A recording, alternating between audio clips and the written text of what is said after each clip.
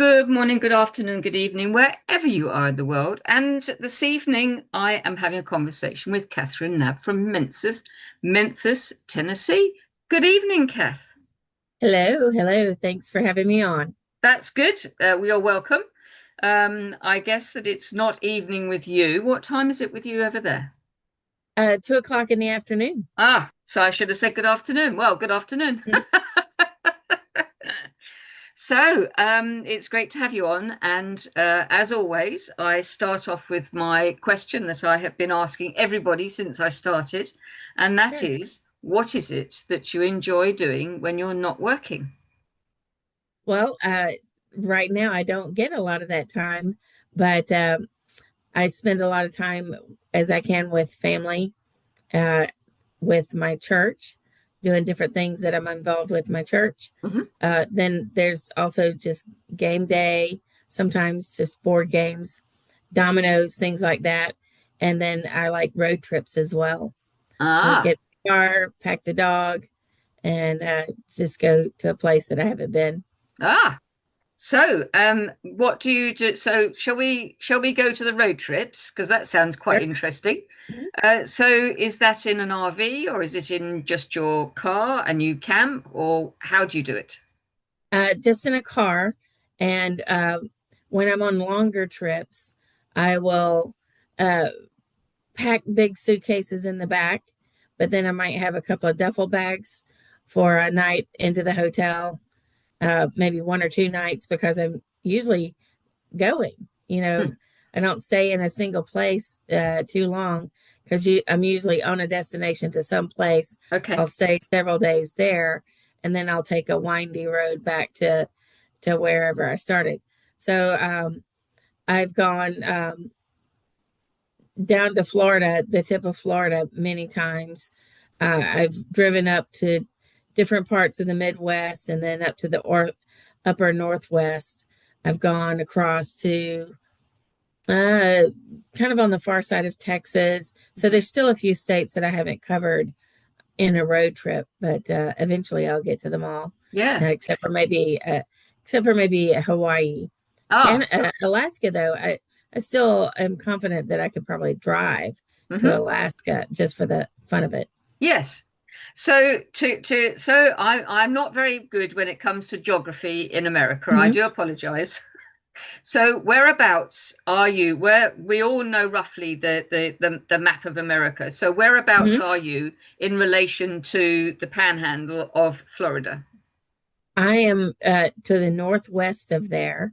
So No. if you come up the Panhandle Yeah. and you go toward California, which is on the other side of the coast, Yes. then I'm going to be, I would say it's around a 900 mile.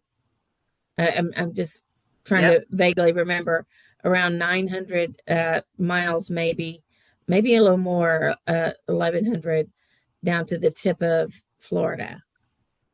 So Right. it takes a little while to get down there. Yes. Um, it takes, let's say, if I go to the Carolinas, which of course would be the north of Florida, it's going to take probably a 10-hour drive Mm. to get into North Carolina, close to the Atlantic coast. Yes. Um, It so, really puts it in perspective when you put it into hours, how long mhm. it takes to get from where you are to the tip of the panhandle in Florida. Yeah, Because, most people in the United States talk in those terms. When you talk about how long it takes to drive somewhere, they don't talk about miles often. They talk about how many hours. So, like from here to Dallas, Texas, is a like a 8 to 9 hour drive. yes, I mean, for me, so in the UK, being tiny in Hmm. comparison, it would, so when I was with my ex-husband, Hmm. we went up to Scotland, and from where we live in Essex, so we live fairly low down in the Hmm. UK, and it would take 10 hours to get up to Oban in Hmm. Scotland. So that's Nice. pretty much well, pretty much the whole sort of length of, well, not really, three quarters of the length Hmm. of the UK. So it puts it into perspective when you say 10 hours to get from where you're going to where your destination, where you're going Hmm. from to your destination. And that, it just puts the UK into insignificance, really. Yeah. Well, I used to fly a lot. Um, and then it got to where, say, this was when I lived in the central part of the United States, really smack in the middle of the continental US. And so I would fly back down to the southeast for holidays or whatever. But there were two trips on Thanksgiving and Christmas holidays, respectively. So about 4 weeks apart, where I flew out on a Friday or Thursday or Friday and got stuck Oh, overnight on the way down because there was no direct flight to where I was going. It was, you had to do a hop. yeah, through Dallas in both cases. And in both cases, I got stuck, got separated from my luggage, had the overnight, and I lost a full Oh, day on those travels. yeah. And and actually in both of those cases, my luggage got banged up, so I had to replace two pieces of luggage Oh, on the trips respectively. So after that, I started measuring how long does it take to get out of door from where I'm leaving to arrive where I'm going. And I'm talking about, comparing like leave the house, go to the airport, sit there for a couple of hours, mhm. waiting to get loaded on the plane, and then go through the hop that it takes you from across three airports to arrive at the one you want. And if there was only an hour difference in the flight versus driving, then I started driving Yeah. because then I'd have my car, I'd have the flexibility to Mm. listen to what I wanted to and not have to listen for gate changes in the Yes. airports. So I started driving because it didn't matter if I was going a 13-hour drive versus whatever. It was always going to take longer or just only an hour difference Mm. flying. So just started driving. It And really it makes you think, doesn't it? Because yes, obviously you've got the 2 hours, so you have to be there, what, 2 hours or so Mhm, before the flight. that's So right. you've got from home to the airport, so say 45 minutes, maybe an hour, taking in Hmm. traffic. So that's 3 hours Yep. that you've got, and you've gone nowhere. Correct. Correct. And Yeah. what's crazy is sometimes they would take me, like when I lived in Nebraska, they would take me to Minneapolis, which is north, and then to go south. And it's like, why can't you just take a direct route, or a more direct route? But no. So when I live in Memphis, Memphis is the home of FedEx. Right. So FedEx gets most of the airtime here in the area. So if you're going to fly out of Memphis, then it's not very many direct flights. If you take a direct flight, it's a very nice premium price. Mm. So the indirect flights are going to take you all over country. So it might take you back east to Atlanta to then take you to Dallas. But Right. if I have to go to, say, Los Angeles, then it's going to probably take me to Dallas and Yeah. then to Los Angeles. So I can have the direct flight to Dallas then. Mm. So it's so crazy. It makes It no is sense. absolutely So madness. yeah. Madness. And But I like to, listen to books yeah. when I'm driving. And if the dog is with, which I enjoy traveling with the dog, then Hmm. there's the funny pictures to take here and there. Yes. So I enjoy it. And it's there's less stress that way too, isn't there? Mm. Because Yeah. you're not having to, as you say, listen out for the gates. But taking in all the countryside and everything you go to, okay, yes, you've got to concentrate on the roads that you're on. And if you're on a freeway, I guess you're having to ultra concentrate because of all the other traffic. Yes. Um, but have you ever sort of found some roads that aren't on the freeway that you've been able to go down, that you've been able to enjoy the journey rather than actually concentrate quite a bit. Absolutely. And I'll go back in memory too. Um, I was quite a bit younger. I was had moved to Nebraska. This was probably around 1990. It's probably around 2001, if I recall, 2001. Yeah, 2001, and I was working for the payments industry, and I had a holiday, and I didn't really have any plans for the holiday. Um, and so I thought, what am I going to do? And I just got a wild hair to go up to South Dakota to the Black Hills, and that's where Mount Rushmore is. The carvings of the presidents on the mountainside, and then Crazy Horse Mountain as well.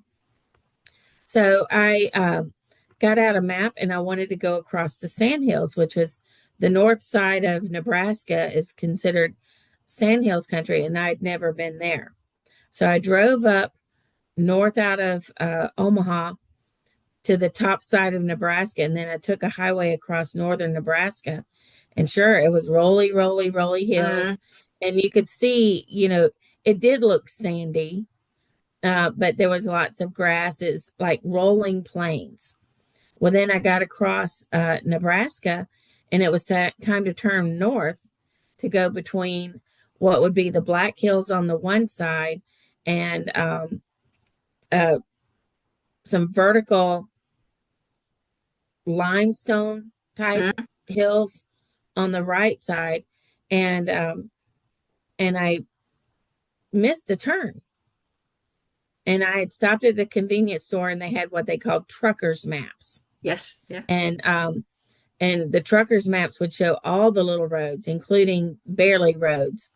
And so I had gone past where I thought I was because I shouldn't have crossed a bridge. But Ah, I just crossed a bridge, so I knew yes. I'd gone too far. So I went rolling back, and there was a road to the north. It was not a paved road. It had that gravel slag, the gray I know the gravel sort. slag, Yes, yes. but it was out in the middle of nowhere. It had like a highway sign. So it was treated like a highway, but it was not a highway. Yep. And I drove north, and I was the only one out there. Mm, It, I did off to the left were uh, very rolly hills, right. it looked like the foothills of a mountain, they looked like they were a little bit rocky, but Yes. they were still grass covered it, but you could see the black soil underneath them.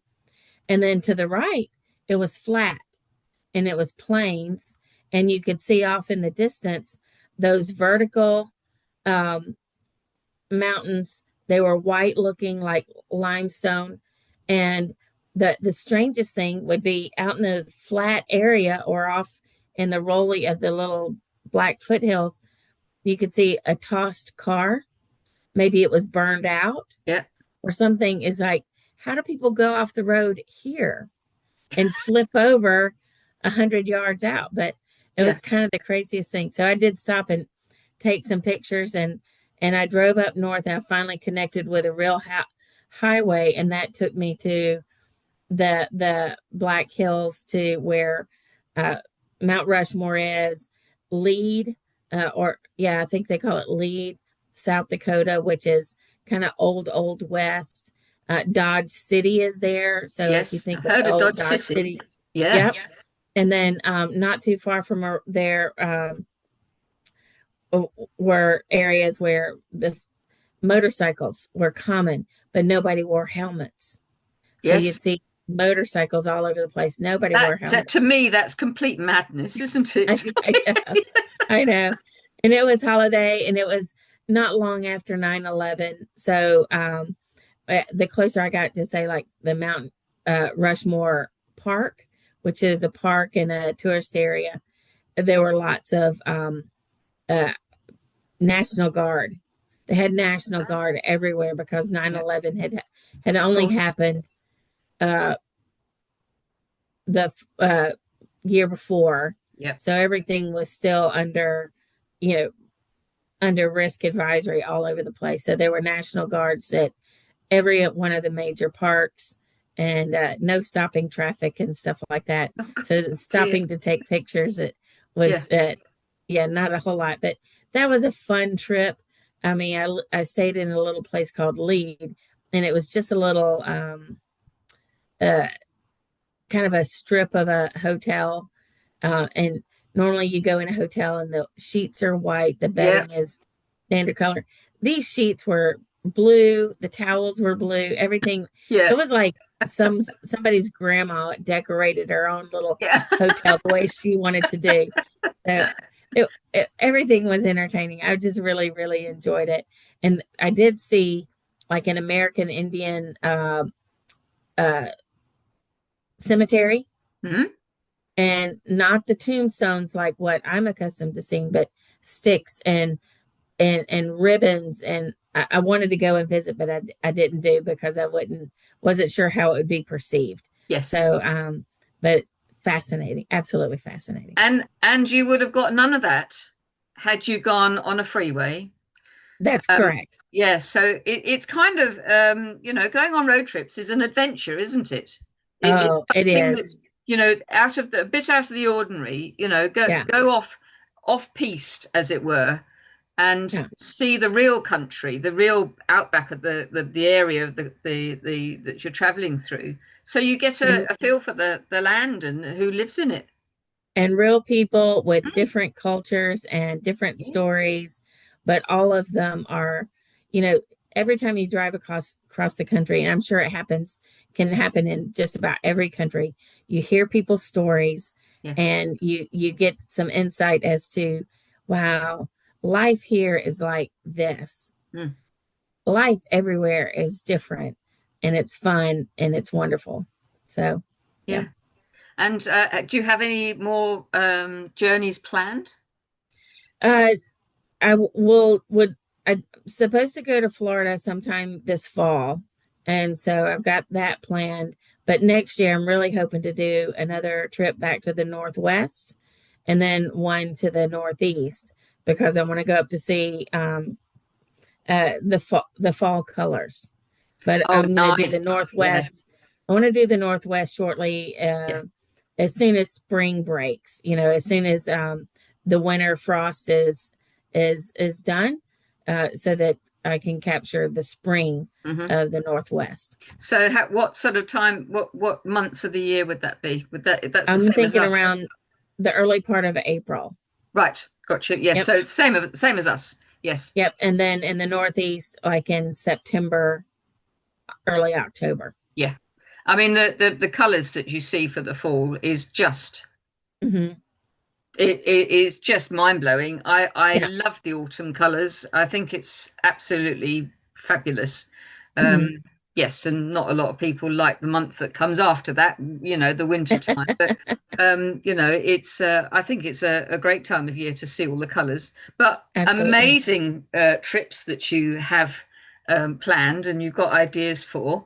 Yeah. I think that I think another chit chat is actually on the cards for hearing about some of those trips that you're going to do Yeah. because it's fascinating to hear, going off the normal roads.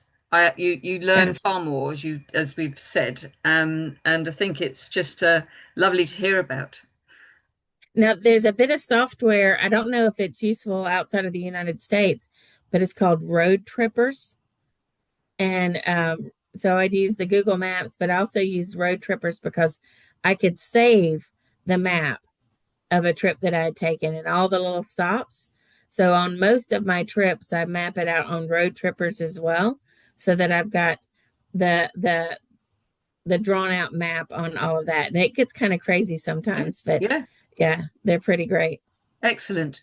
Well, I'm afraid we've run out of time to continue, but I'm looking forward to the next one immensely to hear Absolutely. about the next journey and the fall colours, which I absolutely love. So I'd love to thank you so much for joining me, Kath, and I look forward to the next episode. Absolutely. Maybe it'll be the Florida after the fall. Thank you. Mhm.